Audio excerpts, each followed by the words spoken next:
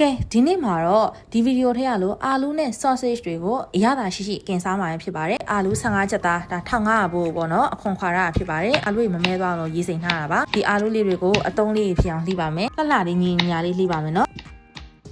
လှိထားတဲ့အာလူးထဲကိုစားလေးနည်းနည်းထည့်ပြီးတော့တမအောင်ခလောက်လိုက်ပါမယ်အဲ့ဒါမှအာလူးထဲကနေပြီးတော့ရေတွေထွက်လာမှာပါဒါကတော့ sausage နဲ့ကြက်ကြောလုံးလေး3000မို့ပါဒါ sausage ဒီပဲစားလို့ရှိရင်ဒါပြင်းနေမှာဆိုလို့ပေါ့နော်ကြက်ကြောလုံးလေးကလည်း1000မို့ထည့်ပြီးတော့ဝယ်လာတာပါ sausage တွေကိုတော့အပြင်ခွန်လေးတွေခွာပါမယ်ပြီးရင်တော့ဓားလေးနဲ့လှသလိုလေးဒီလိုပုံစံမျိုးလေးတွေမှုန်ပေးပါမယ်ကြက်ကြောလုံးလေးတွေကိုလည်းအထဲကိုအရသာဝင်သွားအောင်တေးချာချာလေးဓားလေးနဲ့လှီးပေးပါမယ်အခုနကစားနေနေတဲ့အာလူးကဆိုလို့ရှိရင်ရေတွေထွက်လာပြီပေါ့နော်ဒီရေတွေတော့သွန်းလိုက်ပါမယ်ဒါကတော့မာလာမှုန့်မှာတစ်ထုပ်ကို2000ပေးရပါတယ်အာလူးတွေကိုမာလာမှုန့်နည်းနည်းထည့်ပြီးတော့ဖြူလိုက်ပါမယ်တမဝါပြီဆိုလို့ရှိရင်တော့စီအနှဲငယ်ဖြန်းပြီးတော့ထပ်ပြီးတော့တမဝါအောင်ခလောက်ပါမယ် air fryer တွေကိုခုနက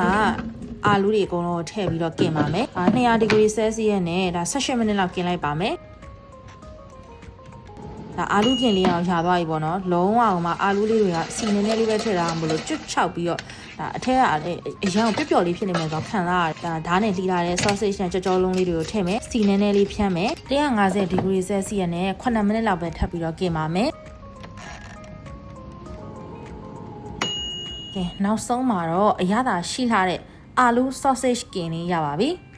ပကံထဲမှာတဲခင်းအလှဆင်လိုက်တဲ့အခါကျတော့တော်တော်လေးကိုပဲစားကျင်စပွဲလေးဖြစ်နေပါတယ်sausage အရသာလေးရဆိုရင်တော့ကိုကတော့အရင်ကတည်းက sausage ကြိုက်တဲ့လူမို့လို့လားမသိဘူးအထက်ကအီလေးခံစားရတယ်အာလူးဆိုလို့ရှိရင်လည်းအပြင်မှာတော့နည်းနည်းလေးမာသွားလို့ခံစားရတယ်ပထမချိန်ကင်းတဲ့အခါမှာအဲ့လောက်အချိန်မကြာသွားရင်တော့ပို့ပြီးတော့အရသာရှိမယ်လို့ထင်ဒီမာလာမှုန့်ရဲ့အရသာလေးနဲ့တော်တော်လေးလည်းလိုက်ဖတ်မှုရှိတယ်